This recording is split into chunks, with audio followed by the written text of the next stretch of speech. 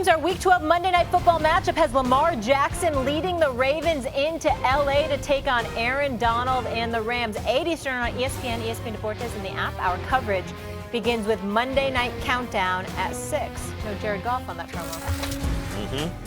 The Steelers handed the Bengals their 11th loss yesterday despite a poor enough showing by starting quarterback Mason Rudolph that he was pulled in the third quarter. Backup quarterback Devlin Duck Hodges took his place, and Mike Tomlin explained the quarterback change after the game. Made a quarterback change in the second half there. Just felt like our offense needed a spark. Mason wasn't doing enough. Duck came in and provided us the spark, made a couple plays. We'll see what next week holds next week. But I like the contributions of Duck. I like his readiness. I appreciate the efforts of Mason, and also appreciate the support of Mason after we made the change. Quite the turn of events in the Steel City. Ryan Clark back here with us, former Steeler. The Steelers are now second in the AFC North behind the Ravens. More likely to make the playoffs, Stephen A. The 6-5 Steelers or the 5-6 Browns? I'm going to roll with the Steelers. I think their defense has been elite. I'll leave the scheduling situation to Max. But I want to say this. I applaud. First of all, listen, Kyle Shanahan has been absolutely sensational. But I don't think anybody has done a better coaching job than Mike Tomlin. I do think that Kyle Shanahan will win Coach of the Year. Preach. But I think that Mike Tomlin deserves it. I think he's just proven himself to be just outstanding. Okay, that's number one. The defense, again, number two. Number three, I got to tell you something. I have been a fan of Devlin Hodges since I saw him earlier this season. I think he's better than Mason Rudolph. I like him.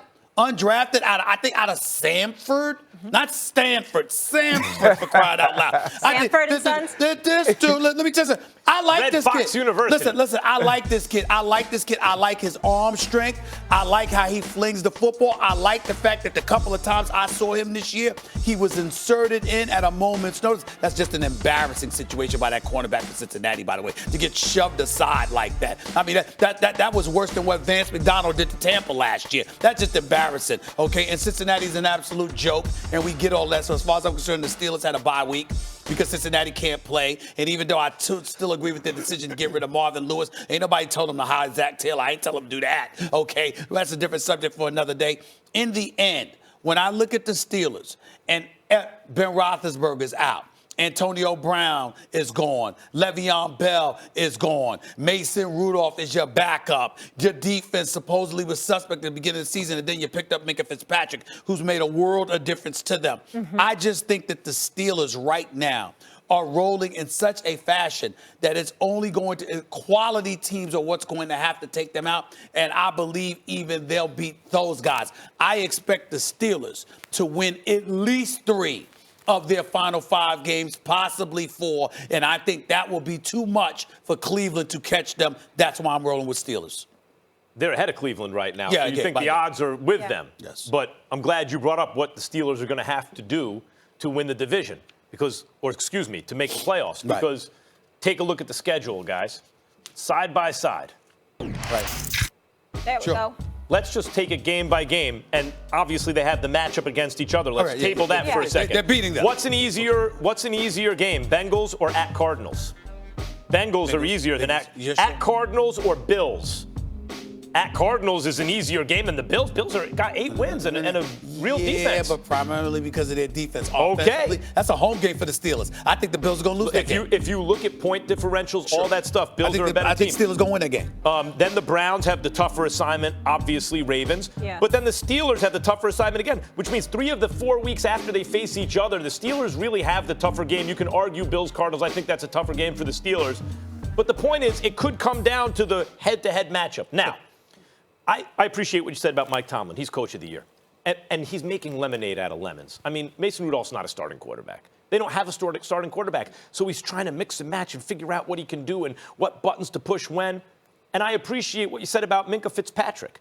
Because when when Nick Saban says, that guy is as good as I've ever had, and then Mike Tomlin says, that guy, I need that guy in a midseason trade. And as soon as they get Minkah Fitzpatrick, they go from, a pretty good defense to an elite defense. But look at the way the Browns are playing now. They've only started to tap their potential. Yes, it coincided with the schedule getting weaker. But also the offensive line has now had a chance to play together. They have their players healthy, mostly, for the first time all season. Still don't have their tight end, but they have both their wideouts and both their elite-level running backs.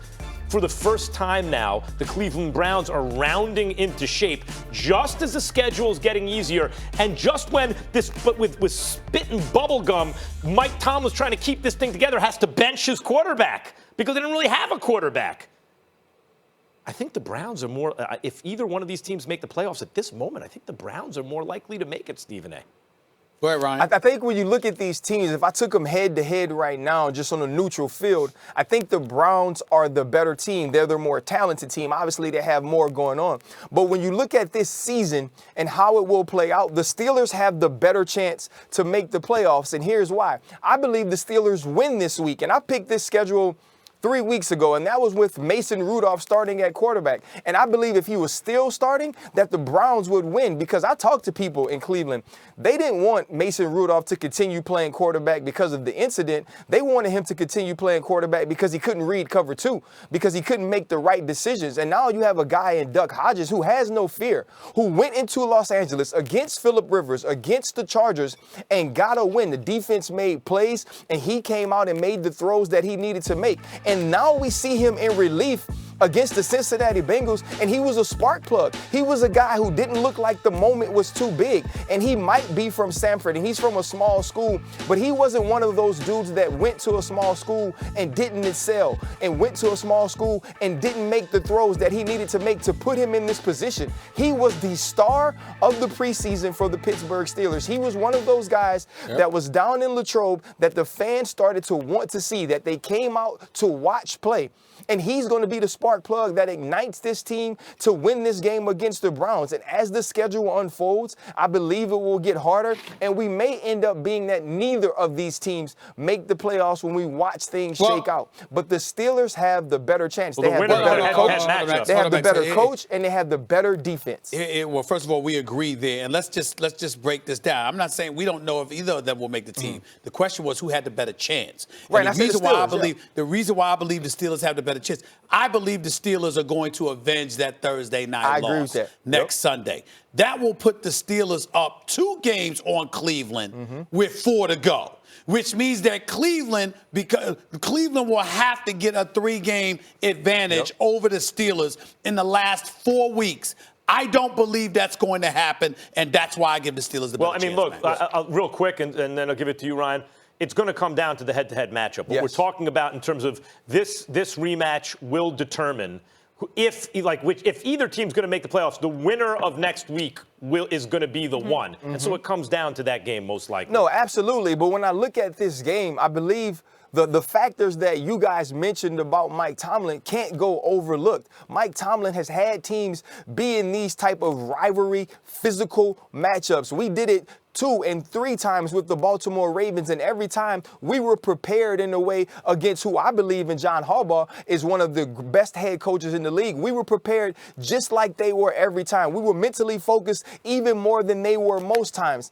And when I look at Mike Tomlin and Freddie Kitchens, it's not even close. What does he do to do that, Ryan? Like, when you say he prepares you, what does Coach do to do that? Listen, Coach Tomlin is about mental warfare, and you see it many times when he addresses the media. He always used to tell me, because I would ask him, Coach, we see so much of your personality throughout the building. We know so much about you. You open up to us so much. Why don't you do that in the post-game press conference? Why is it cliche after cliche? And he always told me, I'm not going to let them get a glimpse into my soul.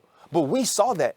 Right? He showed us his soul. When you were in those meetings and the week was bigger and the week was important, he made sure you knew that. He wasn't one of these coaches that would lie to you and say, you know what, this week against the Baltimore Ravens with Ray Lewis, with Ed Reed, it's just like it was last week against the Jets. He will let you know what's at stake each game, each week, and he will let them know what's on stake this week. I could tell you, I guess that I'm going to accuse myself of being the exception, because even though you're in the media now, damn it, you don't count because you play for the man. You understand what I'm saying? Right. In my case, I'm a media member, and Mike Tomlin has given me a glimpse into his soul. A matter of fact, this helped make me a better man, because I see how inspirational he can be. He ain't just inspirational to players. He's inspirational max to anybody that gets around him. Having said all of that, I'm telling you right now, This game is going to come down to that. We can't ignore what he's going to bring to the table. The only hiccup, Molly, in Mike Tomlin's resume throughout his career has been when he's had to go against Bill Belichick. Anybody else, we're usually going to bet our money on him. But when it comes to going up against Bill Belichick, more often than not, we're going to be like, damn, hey, Stephen that's where the roadblock is. And I've said this, Hunt and Nick Chubb now. I've said this on your show.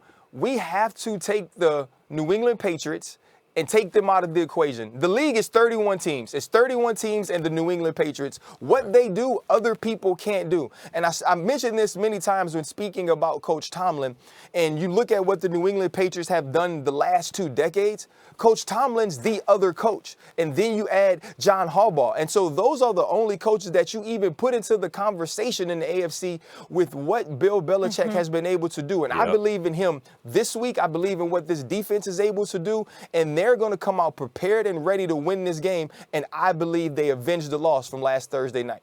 No question. Thank you for that insight, Ryan. By the way, your boy, OBJ, finally a touchdown catch. Well, they're starting to target him. After 8 straight games. The problem is they're starting to target him. Ryan, thank you. Both him and Landry were on the same play.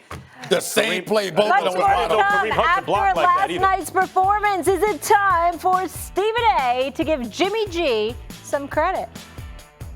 Plus, after yesterday's loss in New England, what must Jason Garrett do to keep himself off the coaching hot seat?